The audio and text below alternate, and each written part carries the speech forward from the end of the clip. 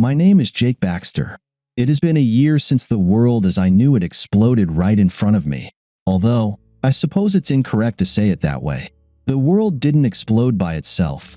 I blew it up, I shattered it around me, and walked away from the destruction. To be fair, I had help. At least 60 swindlers were fully paid. I just lit the fuse. My wife was one of those cheaters, and I took perverse pleasure in destroying everyone along with her. Before my great awakening, I was a happy, unsuspecting husband, in love with my wife and enamored with our life together. Everything was going perfectly.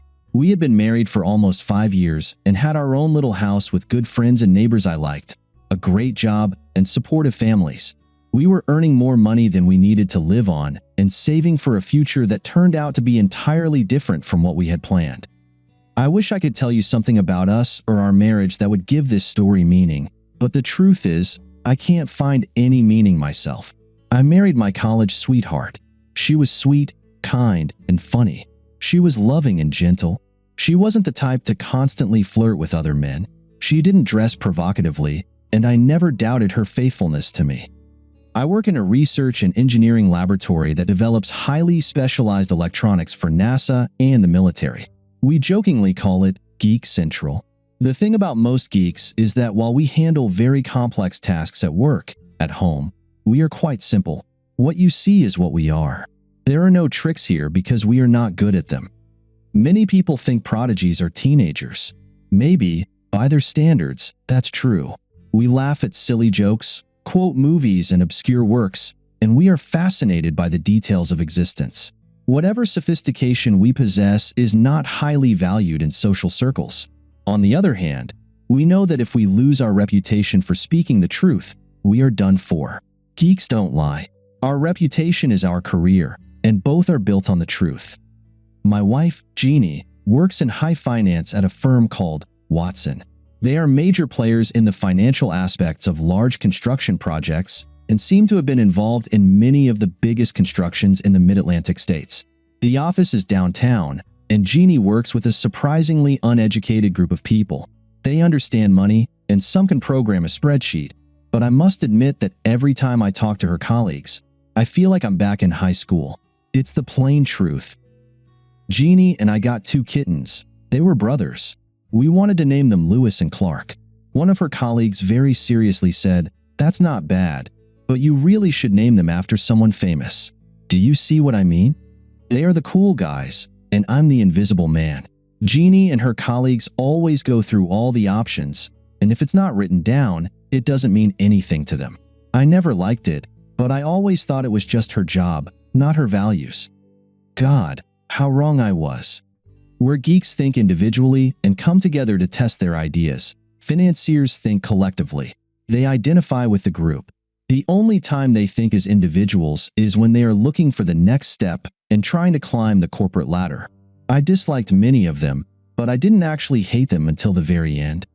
The first unpleasant feeling I had was at the Watson Christmas party. It was held at the Marriott Hotel across the street from my wife's office. Everyone was mingling freely, and half the time, I didn't know if I was talking to an employee or their spouse. Drinks were flowing, and while standing by the bar, I accidentally overheard a woman say to another, "I'll have to get past my work husband before I can do that." It was strange to hear. I wanted to turn around and see who was speaking, but instead, I froze. A quiet voice in my head said, "Stop, listen, don't say anything. Try to be invisible for just a moment." Well, we're all going on vacation next week, but I think it won't last that long. You know, a whole week without crossing the street. Both women laughed. You can always have a small emergency with a work account. This made them both laugh even harder. What did she mean by crossing the street? Did they think they would have to go back to work in the middle of the Christmas party or later? I didn't understand what I had heard, but it troubled me. I remember thinking, God, did I marry the right woman? Whatever they think, it doesn't sound good. Then I allowed myself to forget about it and returned to the party. I didn't think about it again for the next 3 weeks. One Friday evening, I was coming up from our basement on the carpeted stairs when I heard my wife say, "Okay, I'll get right on that. Hey, what's the point of having a wife anyway?" Then she laughed. A wife? What the hell was that? I turned the corner just as Jeannie was hanging up the phone. What does all that mean? I asked. I did my best to say it without a hint of accusation. She nearly jumped. I had surprised her. Oh, that was Henry Thomas. It's about work. I need to go to the office tomorrow, and next week we'll be working late. There's a chance to put together a funding package for a new residential complex they're trying to build on J Street. I remembered the conversation I had overheard at the Christmas party. Sounds like a small emergency with a work account, I said. Jeannie laughed. I don't know if I'd call it an emergency, but it's too good an opportunity to pass up. We've both worked hard this year. I was hoping we could relax a bit this month and spend more time together. Honey, don't be such a stick in the mud. You have to seize these opportunities when they come, or you'll lose them forever. I'll make it up to you. And what's this talk about a wife? I thought you were my wife. How many husbands do you have? A flash of shock crossed her face. She didn't know I had heard her. She tried to cover it with a hasty smile. Just you, silly. It's how we talk in the office. We team up to work on projects and sometimes joke that we see more of our work partners than our husbands and wives at home. It's just our little joke. Everyone says it.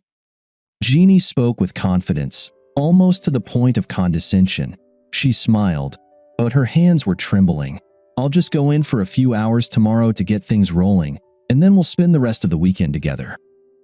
The rest of Friday evening passed quietly, and Jeannie went to the office on Saturday morning as if it were a regular workday, except for her casual clothes. The rest of the weekend together didn't start until after 7 p.m. on Saturday. Don't get me wrong, I understand hard work and tight deadlines. I just don't like family secrets, and I felt there was much more mystery in my marriage than I had realized. That Saturday, I thought a lot about secrecy while waiting for Jeannie to come home. Even though I always shared stories about my work or things I heard at work with her, I began to realize she never talked to me about her job. It was as if she had two lives, one at work and one at home. I had never noticed before how much she had walled off that part of her life from me. When my wife finally came home on Saturday evening, she went straight to the shower while I grilled steaks. I couldn't stop thinking about that remark in the phone conversation, wife. Even if it was innocent, it made me bristle. I didn't like it one bit. Two phrases from that Christmas party kept echoing in my mind. One was work husband, and the other was crossing the street. Was it meant literally or figuratively? Across the street from Jeannie's office were two buildings. One housed a large medical clinic. The other was the Marriott Hotel. It struck me that many people at that Christmas party seemed remarkably familiar with that hotel. I kept telling myself they probably went there for lunch and hosted out-of-town clients there. But in my foul mood, I kept imagining another scenario. The following week, I decided I needed to get out of the lab and have lunch in my car. During lunch, my car happened to be parked a block up the street from where my wife worked, giving me an excellent view of the street between her office and the Marriott Hotel. What I saw, I didn't like. Around 11:45 a.m. on Monday, just before lunch, I saw about half a dozen pairs, a man and a woman, crossing the street and entering the Marriott Hotel. At about 12:30 p.m., I saw the same pairs returning to their offices. There were no groups of 3 or 4 women gathering for lunch, only pairs. I didn't see my wife among them, but I was not happy. I saw the same thing on Tuesday, different pairs but the same behavior. I knew I couldn't just walk into the Marriott and watch the lobby. Too many people could recognize me, including my wife if she saw me there. I needed help. Never in my wildest dreams or nightmares did I think I would do what I did next. That same day, I hired a private detective named Harvey Madison. I told him what I knew and what I needed to know, and then I gave him a photo of my Jeannie. He told me to do the most impossible thing I could imagine. He said, "Don't think about it. Just go back to your life and act normal. It's probably nothing, and if it's something unpleasant, you'll know soon enough." I told him I really hoped I was wasting my money and then went back to work. I didn't waste my money. On Thursday morning, Harvey met me in his office to deliver the bad news. My wife had entered the lobby of the Marriott Hotel on Wednesday morning at 11:45 with Henry Thomas's arm around her waist. They lingered at the front desk just long enough to get a key and went straight up to the fourth floor. They came back down at almost 12:40. Harvey Madison had a brief and very confidential conversation with the bellhop. My wife and her work husband were regular visitors at the hotel. Harvey's conversation at the front desk cost me $300, and he warned me that it was just the initial payment. I needed ironclad evidence, which meant video footage from inside the room. I hated myself for what I was thinking, but my thoughts about my wife were growing increasingly dark. To get what I wanted, the bellhop had to cooperate with us. Harvey needed to know which room Jeannie and her work husband would use. Then the bellhop would book the same room immediately before and after their next visit, allowing Harvey to install a small video camera in the room. This meant paying for the rental and a bribe. I could afford it, and I paid. The next 7 days were awful. I tried to avoid Jeannie as much as possible, but she kept asking why I was acting so strangely. I simply told her it was work-related, but I doubted I fooled her. She wanted to make love, and I told myself that if I hadn't caught anything venereal yet, I probably wouldn't, so we did it. My heart wasn't in it. My body barely responded. My only emotions were anger and pain. I felt like my marriage was dying, but I still had very little evidence without any explanations. I knew she was cheating, but I tried to convince myself not to judge definitively until we had the video from the room. I needed to see it to be absolutely sure. Harvey called the bellhop, who booked the necessary room for the morning and evening of the following Wednesday. I went to Harvey's office on Thursday morning. Now I had the evidence and the accompanying heartbreak. I watched a 40-minute video of my loving wife, the center of my universe, having sex with her work husband, Henry Thomas. The world as I knew it had come to an end. The geek mind sometimes moves in strange directions. I remembered an old joke about a husband who comes home to find his wife cheating on him. He puts a gun to his head and says to his wife, "Don't laugh. You're next." I promised myself I would handle everything properly. They would pay, and I would walk away satisfied. But before that, I needed to get away for a few days. I couldn't stay in the same house with Jeannie. I talked to my boss and arranged to take leave for the rest of the week. If anyone asked, I was needed in Wallops for the entire weekend. I went home, packed a bag, left a note, and headed west.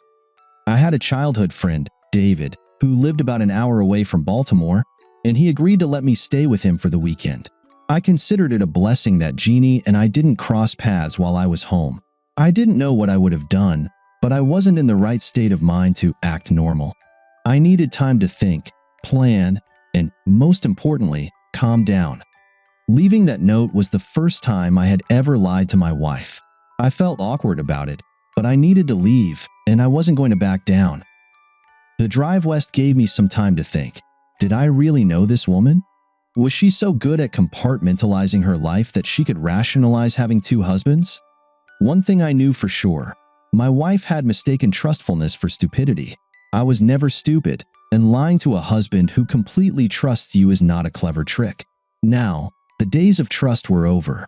My marriage was dead, and all that was left was the funeral. The thing about childhood friends is that they know you completely. They know who you were then, who you are now, and what you're always thinking about. You can't hide from them. My friend read everything on my face within 2 minutes of me stepping into his house. I broke the news to him, and as a good friend should, he got just as angry as I did. Then there was his wife, Marie, who tried to calm both of us down and make us think. She wasn't defending Jeannie in any way. She just wanted me to be sure of what I wanted and not to go off half-cocked. Make no mistake, we need a woman's perspective to truly understand what's happening. While I was angry at my wife and her work husband, her focus was on all the other women working in that office. In her view, it was the women who controlled the sex, and every woman there either participated by their behavior or turned a blind eye to it. She said, "Men are pigs, and it's a woman's job to civilize them." Then she smiled at her husband, who reluctantly agreed. I want to destroy them all. I'm divorcing my wife, that lying, cheating crap. She betrayed me, and obviously not for the first time. But I want to hurt them all. I want to make her Mr. Henry Thomas regret he was ever born with, and I want every crook in that office to regret every day they cross the street to that hotel. Marie tried to reason with me. Make sure you're ready for the consequences.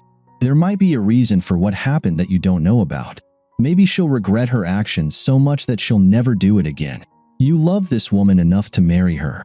Do you want to throw all that away now? Think about it. I pulled out the flash drive with the video, and they watched it with me.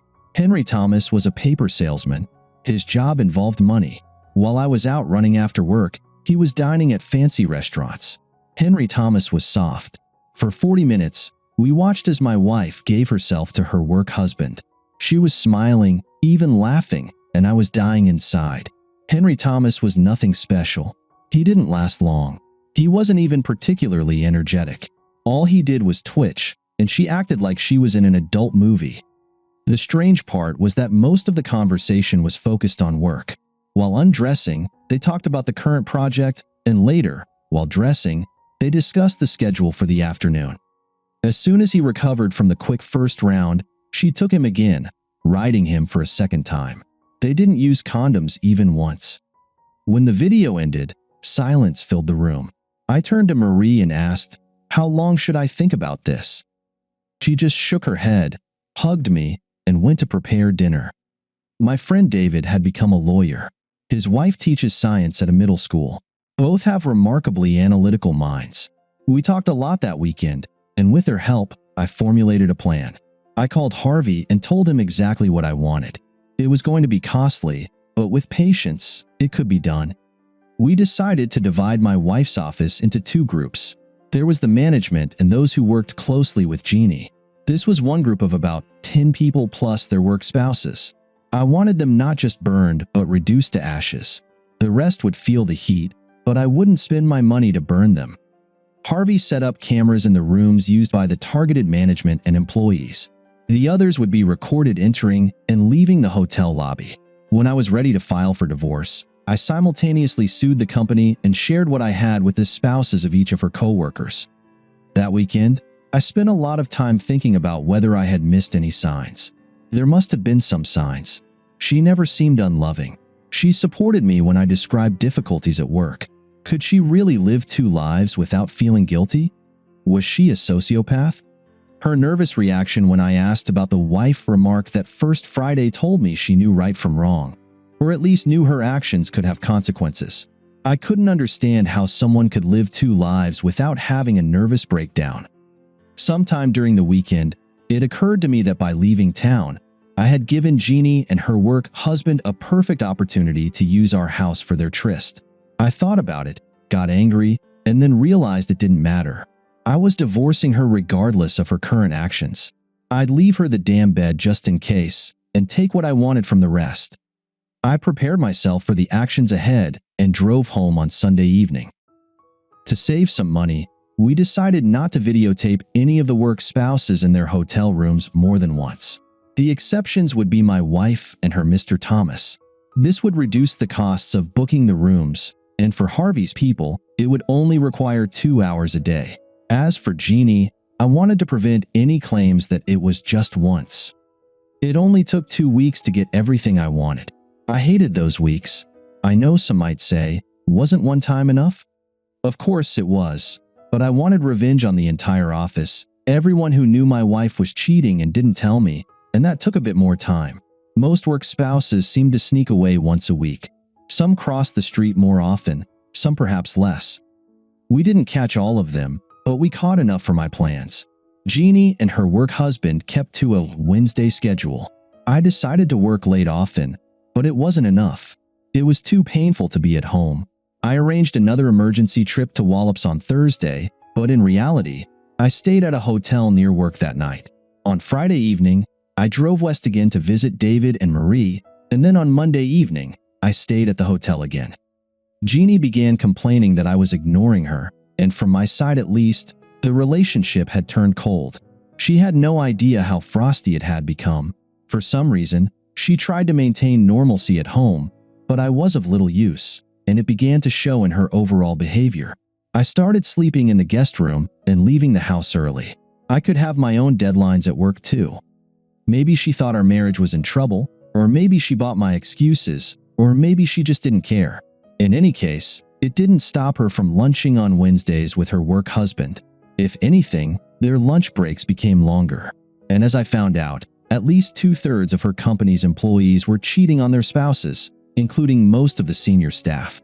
I guess it's true what they say about fish rotting from the head. Months later, I realized that in the 3 videos I watched, they never mentioned me. She didn't badmouth me. She didn't mention me at all, didn't complain about me, and didn't need my protection. She wore her wedding rings, which made me even angrier, but it was as if I didn't exist. I simply didn't factor into this part of her life. There was a sexual tenderness between the two partners, but in a strange sense, there was no real intimacy. They were more than just sex buddies, but less than lovers. I thought my marriage ended that first Wednesday when I saw my wife walk through the lobby, holding her work husband by the waist, and go up to their room. Watching them have sex, I realized there would be no discussions, no excuses, and no cliches. I was ready to destroy my marriage and her entire office along with it. I didn't want to hear her apologies or see her tears. I damn sure didn't want to hear that it was just sex. 3 rendezvous, actually 4, would silence any claims that she loved only me. My lawyer prepared the legal documents, and Harvey took care of everything else.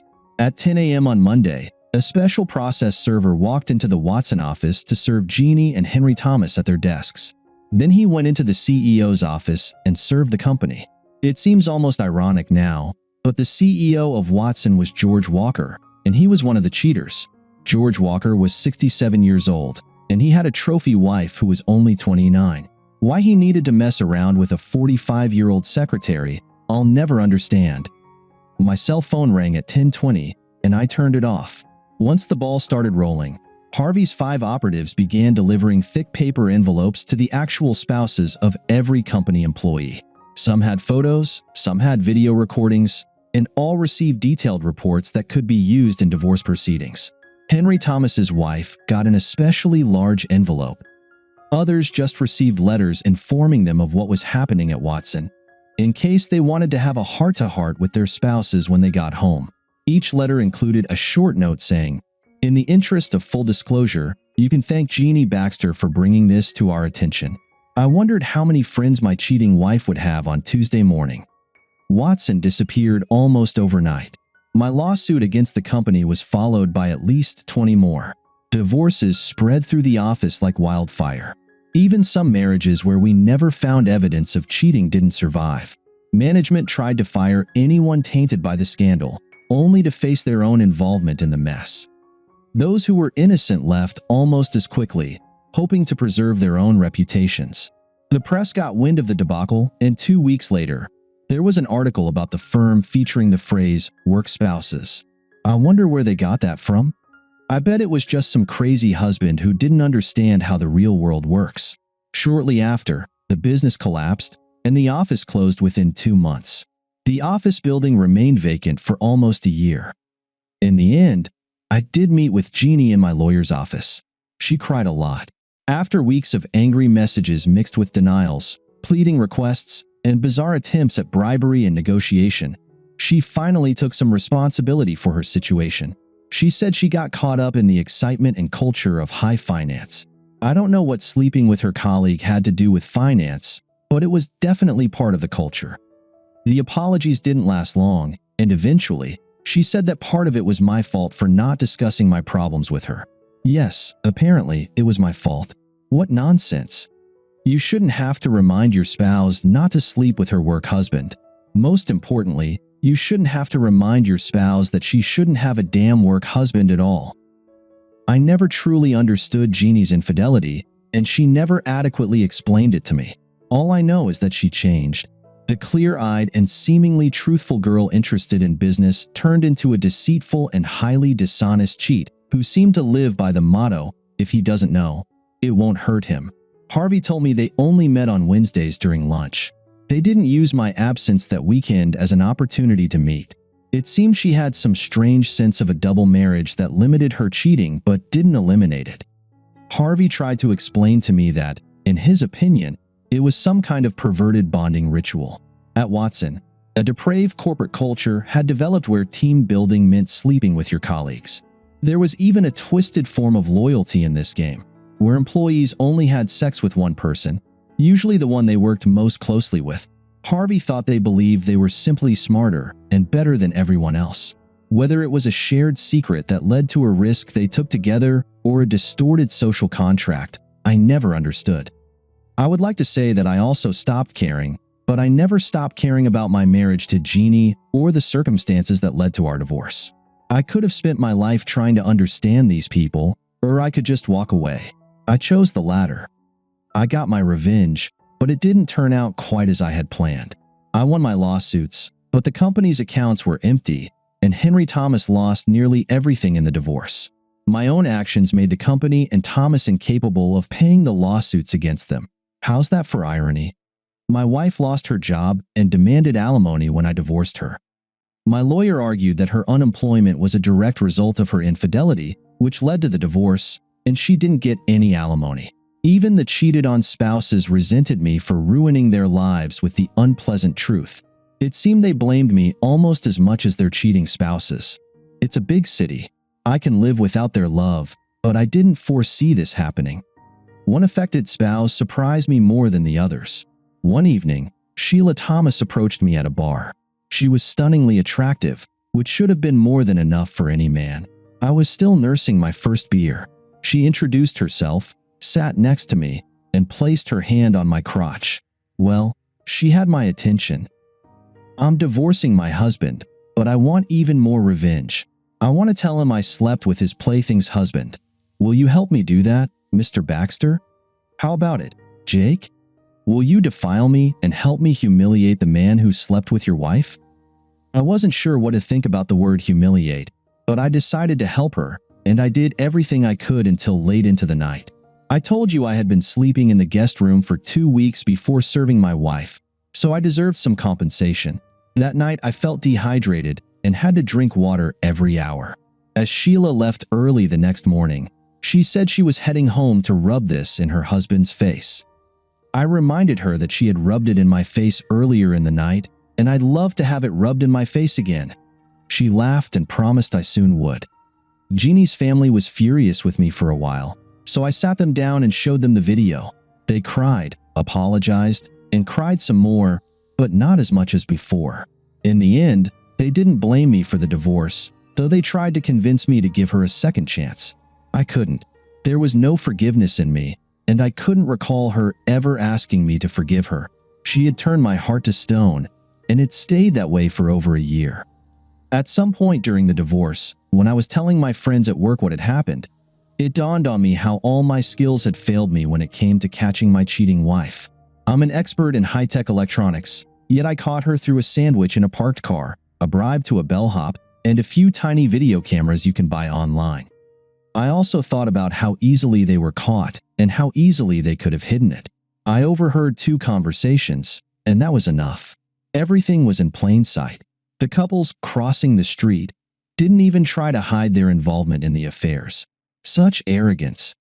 As they say in the suburbs, what would the neighbors think? People must have known. It's almost a miracle they got away with it for so long. I started to wonder if the world I live in has any resemblance to the world around me. Is everyone doing this? Where I worked, anyone who called themselves a player was unmarried and only dated their right hand. And I realized I was once again sitting at the geeks table, trying to understand the cool kids. I do see Jeannie from time to time on the streets or in stores. I don't stop to talk to her, and I don't know what she's doing. When she sees me, she looks like she wants to cry. I never look at her for long. The sight of her still breaks my heart. I turn away, and she knows better than to approach me. I am no longer the man she married. The life I knew is gone, and I am starting over. As I said, I lit the fuse and blew it up. I had no idea the shrapnel would tear my own heart to pieces. Thank you for listening until the end.